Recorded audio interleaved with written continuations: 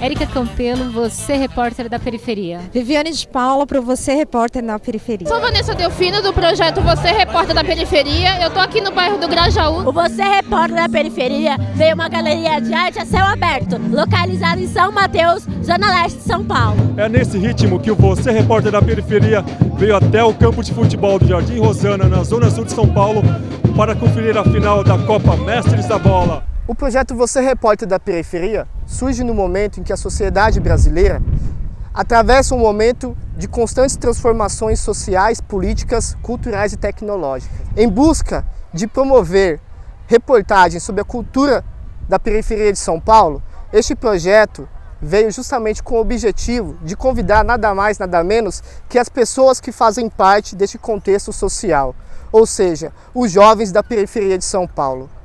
O que me motivou a participar do projeto foi o fato de eu sempre gostar muito de jornalismo. Eu queria, inclusive, cursar jornalismo e tudo, só que aí eu acabei desistindo da ideia por um tempo. E quando eu vi o anúncio do projeto, aí eu me interessei e resolvi voltar com aquela ideia que eu tinha antes de ser jornalista. Primeiro que eu estudo comunicação, esse é o primeiro aspecto. O segundo é que eu nunca tinha visto um projeto que pudesse me ajudar na faculdade nessa questão. Tem vários cursos, várias coisas, só que na área de comunicação, na área de jornalismo, tem poucos projetos que abordam isso. E os que tem são muito caros, são muito distantes. Empolgante, cada vez mais. Tá vindo aqui, tá trabalhando, tá desenvolvendo novos projetos, tá participando, tá indo lá com a mão na massa, fazendo, produzindo, aprendendo cada vez mais. Primeiro, como eu disse, eu vim pela questão do texto, né, da produção de texto, assessoria de imprensa, né, caminhando assim nesse nível. E isso eu tive, né, esse conteúdo eu consegui absorver, melhorou assim a forma de entendimento, contato com outras pessoas que escrevem de maneira diferente, né, tem uma outra formação, enriquece, né. E aí na questão do jornalismo, também é uma novidade para mim, né. Eu nunca tinha feito jornalismo.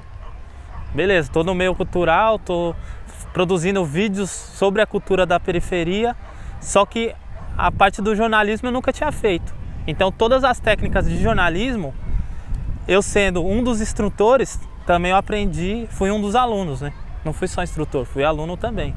Com o passar do tempo, a gente percebeu que propiciar o acesso ao conhecimento e com isso se educar por meio do jornalismo e também do acesso à informação, eu acho que se tornou o principal viés desse projeto.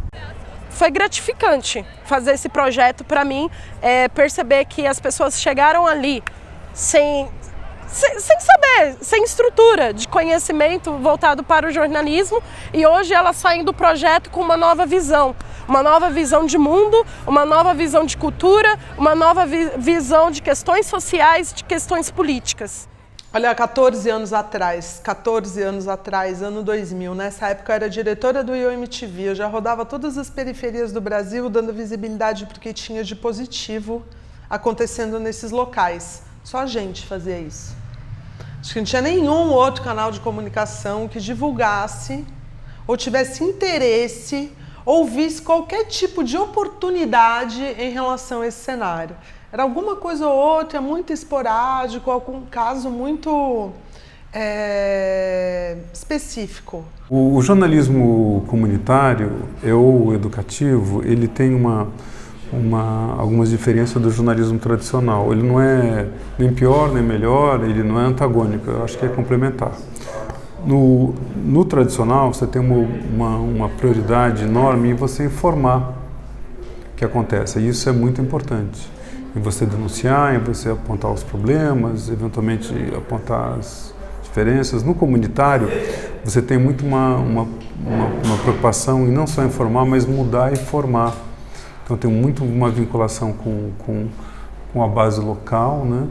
E também sempre um olhar educativo, de você tentar esclarecer as coisas para que as pessoas mudem atitudes ou percebam coisas que elas possam fazer diferença na sua sociedade. Então elas têm, claro, têm fronteiras muito próximas, mas tem algo de muito engajado no jornalismo comunitário. Nosso trabalho ele foi desenvolvido baseado no jornalismo comunitário, que se enraiza no quê? Em pegar os jovens da periferia, assim como nós, passar um conhecimento que até então eles não tinham esse conhecimento sobre o jornalismo em si. Ensinamos técnicas voltadas para o jornalismo, tanto nas partes teóricas quanto nas partes práticas. A partir disso, quando nós conseguimos focar as partes teóricas e percebemos que eles estavam preparados, nós partimos para as partes práticas. No começo, sempre que eu tenho que falar em público, eu fico muito nervosa, porque é algo que eu não gosto muito de fazer. E quando eu soube que eu ia fazer a reportagem, eu fiquei muito nervosa, eu pensei em não fazer, quis negar, achei que eu não ia conseguir, que a voz não ia sair. E não foi só um frio na barriga, foi taquicardia, foi tudo. Mas depois que eu comecei a falar, aí melhorou. Aí foi passando o nervosismo, conforme eu fui falando, e aí até eu consegui me acalmar e pensar em coisas para perguntar, enfim, aí saiu. Fiquei muito surpreso, porque para estar participando, estar indo à frente das câmeras, cobrindo uma matéria, foi uma coisa indescritível, não dá para descrever. E estar lá na frente, encarando toda aquela realidade, né, foi muito bom para mim, eu gostei bastante. Quando você está do outro lado da câmera, né, e você não está se vendo, né? Você está do lado de cá. Mas quando você está do lado de lá e que você tem que falar com as pessoas e você tem que ter um jeito, uma postura, né? Você se olha... Nossa, eu me olhei muito. Eu assisti o vídeo, assim, várias vezes.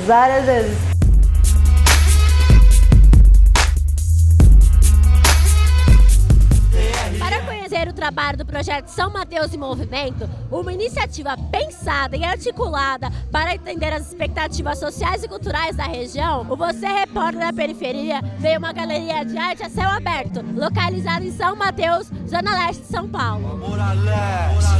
Suave na nave, pirão, rolando gueto, chavão estilo leste, farda preta, maloqueiro, a 10 por hora, uma garrafa de vinho, minha companhia, até broncar.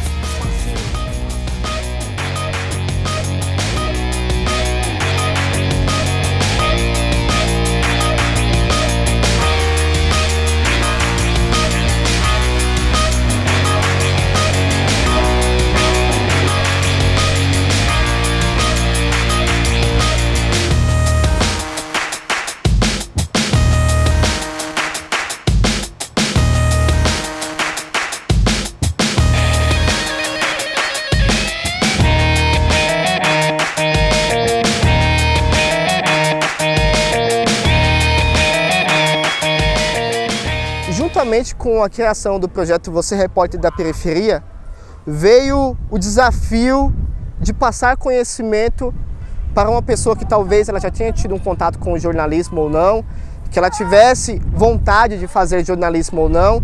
Então, assim, no primeiro momento, passar conhecimento adiante foi o principal desafio, né? As oficinas ministradas, desde redação para as redes sociais, a técnicas de reportagem. Para o Twitter vai ser feito uma frase de 145 caracteres, né? E para o YouTube vai ser feito um texto de no máximo 2 parágrafos. Vai ser o mesmo texto que vai estar no blog. vai ser a descrição de que é o vídeo. A pessoa que está fazendo a oficina fazer um lead legal, fazer uma linha fina, criar um título, dar sugestões de imagens para aquelas matérias. Foi muito importante perceber que eles começaram a interferir nas pautas, onde não só a gente passava as questões das pautas, mas muitas vezes eles que começaram a desenvolver as pautas, eles que começaram a fazer as perguntas, e tudo isso foi linkado com tudo que a gente passou para eles. Quais os impactos que o projeto trouxe na vida Se mudou a cara dos moradores da comunidade? Qual foi esse impacto? Que antes era meio criminalizada, eu acho que ainda o grafite, né? Então, é uma pergunta legal para poder falar. O grafite lá é respeitado, aqui está começando agora. O que mudou isso na vida dele? Nosso pensamento é aprender cada vez mais e passar o conhecimento adiante. Todo mundo que quiser participar vai ser bem-vindo, vai ser bem tratado e vai ser um repórter da periferia.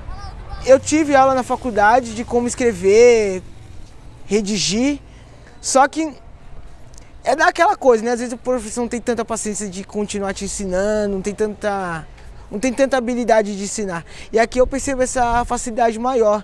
Você traz o texto e você consegue dialogar sobre aquele texto. Tá bom, não tá bom? O que precisa melhorar? Aí fulano fala, melhora isso, mas você acha que aquilo tá bom. Mas ele vai falar mais ou menos, não tá bom por isso, por aquilo. E você tem o direito de resposta, não é uma mão de via única. Todo mundo pode dar a sua opinião, pode ter suas ideias, desenvolver, falar, fazer. Todo mundo se junta, discute, não tem exatamente alguém mandando, ditando regras, falando o que tem que fazer, se está certo, se está errado.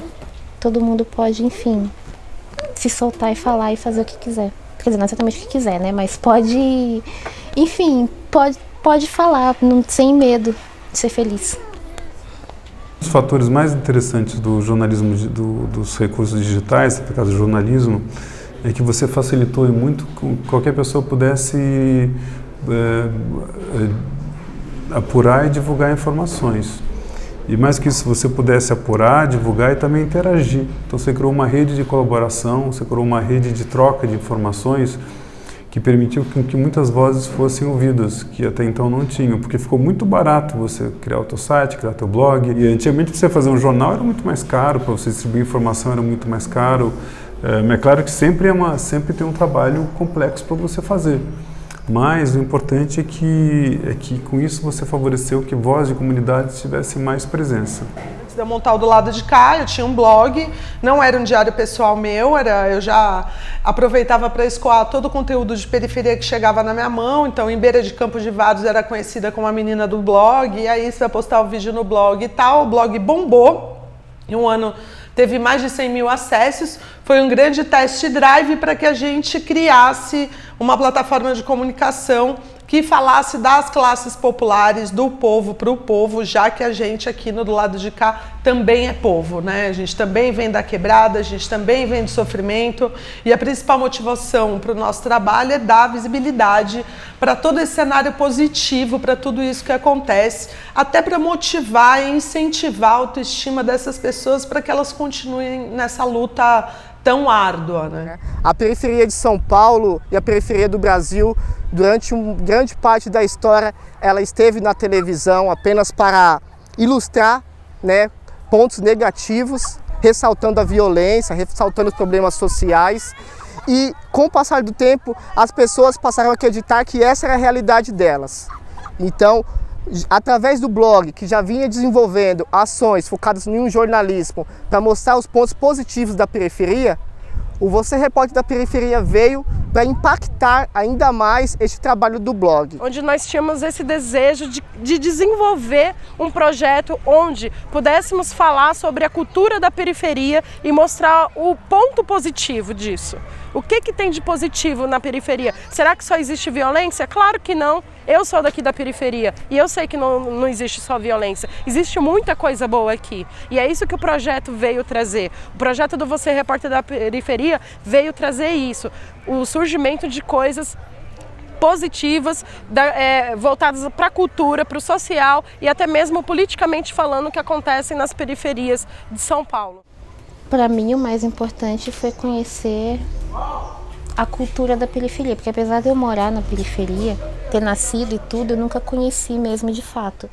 Por diversas vezes tem um projeto em uma determinada região, mas os próprios moradores às vezes não se apropriam daquilo, né?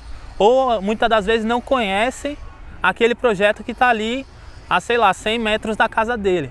Todos os eventos culturais, tudo que tem de cultura que eu conheci, acredito que a maioria das pessoas, não sei se a maioria, mas muita gente conhece também, vem mais do centro da cidade, não da periferia. A gente sempre acha que não tem nada, que nada acontece e tal. Então foi bom participar justamente para poder ver que tem sim, que está acontecendo, que são coisas tão legais quanto as que tem no centro. E é bom divulgar isso, até para poder acabar com a imagem ruim que a periferia geralmente tem. O que mudou foi essa visão, né? Essa visão elitista com relação à cultura que a gente possui, né? Dos grandes museus, dos grandes centros culturais não estarem divulgando, né, essa cultura existente nas periferias. Precisam de pessoas especializadas, pessoas que saibam lidar com a mídia para ir contra o que tem, porque hoje a grande mídia mostra o que a gente já sabe, o que a gente está cansado de ver, o que acontece no centro, o que acontece nos bairros nobres, aquela cultura elitizada. Mas o que acontece onde a gente mora nunca é mostrado. Aonde a gente mora, os bairros distantes, os bairros extremos das cidades, são mostrados como quando tem crime, quando acontecem coisas ruins, de modo negativo, e não como o projeto busca mostrar.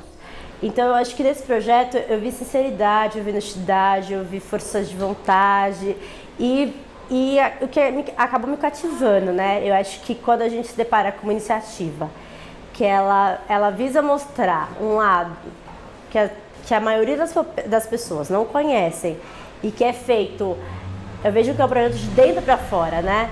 É o que eu sou, é o que eu vivo, as coisas que eu conheço e eu quero mostrar para as outras pessoas aqui, isso. Através do blog, que já vinha desenvolvendo ações focadas em um jornalismo para mostrar os pontos positivos da periferia, o Você Repórter da Periferia veio para impactar ainda mais este trabalho do blog, sugerindo aí uma cobertura sobre a cidade de São Paulo, destacando a produção cultural e mostrando para os moradores de cada bairro que o seu bairro, a sua comunidade, ela desenvolve diversas ações. E o Você Repórter da Periferia é um convite para que essas pessoas participem dessas ações, contribuam, dê sugestões e, acima de tudo, tenham acesso à informação. Esse cenário ele só se fortaleceu, então passaram a ter mais saraus, mais campeonatos de várzea, mais samba, mais iniciativas voltadas para gerar cultura, o lazer e o entretenimento nesses locais que eram extremamente ignorados pela cultura mainstream. Quando a gente foi em São Mateus, quando a gente foi na mostra da Cooperifa, que foi a nossa reportagem que eu fiz, eu percebi o outro lado, né? O lado de quem faz, né? O trabalho que dá você organizar ações como essas, né? Você ter um projeto e você tocar o projeto de coração, né? Independente, tem verba, não tem, como é que eu faço, não tem equipamento, vou, não vou, né? Então, quando eu vi a motivação, né? Eu vi a força de vontade de pessoas que se mobilizam para mudar a situação que vive. Que cada vez mais o mundo local passa a ser relevante no jornalismo. E quando eu falo mundo local, não é só das cidades, é o mundo tribal mesmo. A internet digital é uma internet tribal. Então você acompanhar o que acontece na sua comunidade é cada vez mais relevante. Se você for pegar a raiz das protestos de junho, eram todos voltados a questões locais e comunitárias. Mobilidade, segurança, saúde, especialmente mobilidade, que foi o que detonou.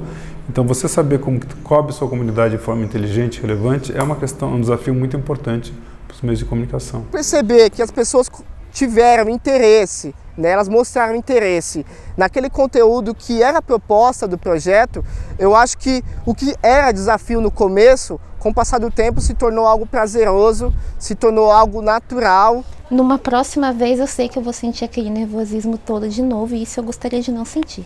Mas a sensação que tenho na hora de fazer a entrevista é legal. Bom ficar lá no meio, parece que, de certo modo, parece até que eu funciono melhor sob pressão. que eu consigo pensar mais, consigo raciocinar melhor quando tá ali naquela muvuca. Quando eu tenho que fazer as coisas assim na hora, sem me preocupar muito com regras, com que se tá certo ou se tá errado, simplesmente fazer e ver o que dá. Eu fiquei muito feliz de perceber que uma pessoa tímida, que no caso foi a repórter, a Vanessa Delfino, ela conseguiu se desenvolver muito bem, transmitir tudo que era o pagode da 27, tudo que era aquela cultura, entendeu? Ela conseguiu se desenvolver nas câmeras, assim como a Flávia, como o Rogério, como os demais. Foi muito gratificante perceber isso, sabe? Que a gente conseguiu realmente desenvolver o nosso objetivo.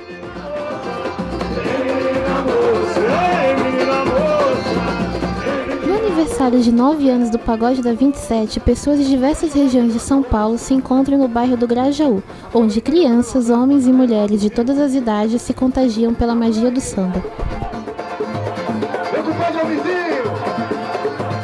Ricardo, como você percebeu que o Pagode 27 é além da música?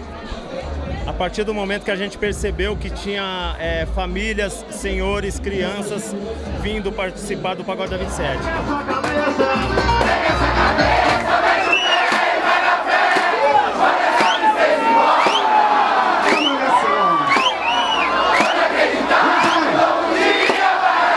Nunca desista. Foi impressionante a forma com que as pessoas se mostraram na frente do vídeo no momento de fazer uma matéria, a forma com que as pessoas trouxeram uma abordagem legal para fazer uma matéria de repente sobre o rap, sobre o teatro, sobre intervenções artísticas. Do mesmo jeito que acontecem coisas boas nas áreas nobres da cidade, também acontecem coisas boas aqui na periferia. E esses fatores positivos, eles só vêm crescendo e a tendência é a crescer mais. Nós vemos aí articuladores culturais desenvolvendo vários trabalhos, beneficiando a comunidade, fazendo com que jovens da periferia tenham conhecimento social, cultural e político. Como uma oportunidade dos moradores da periferia de falarem sobre si mesmos, já que moram na periferia, de falar sobre as coisas que conhecem. É um convite a fazer reportagens dentro do seu próprio contexto social. Um fato que, sem dúvida nenhuma, influi muito no momento de falar. A periferia está viva mais do que nunca e as pessoas de lá jamais morreram. As pessoas que lá estão, elas estão cada vez mais querendo crescer. E essa é uma das principais iniciativas que o projeto pretende mostrar. Transferir conhecimento para esses jovens e fazer com que eles realmente conseguissem desenvolver aquilo que a gente queria, que era poder chegar nos locais, falar sobre a cultura, fazer as reportagens. Esse objetivo ele foi concluído, assim, eu não saio do curso, o curso não termina com a sensação de que eu falei, nossa, se propôs a isso e não foi cumprido. Acho que aquilo que se propôs a fazer foi bem feito e foi feito com respeito, foi feito com honestidade. Traz uma satisfação, traz um sentimento, né, de dever cumprido. Nossa, a gente mostrou realmente o que esse projeto é. Realmente a gente mostrou, tentou o máximo possível mostrar a essência daquele trabalho, né? Você vê que o seu trabalho teve um impacto, trouxe um resultado e que o acesso ao conhecimento ele não é algo privado, muito pelo contrário, ele tem que ser cada vez mais liberto, tem que ter cada vez um alcance maior. Eu sempre quis, na minha vida, fazer alguma coisa de especial, voltado para a comunidade, voltado para as pessoas, voltado para a questão social. E hoje eu vejo que através do Você Repórter da Periferia, baseado no jornalismo comunitário, eu consegui alcançar esse meu objetivo. Meu objetivo foi alcançado.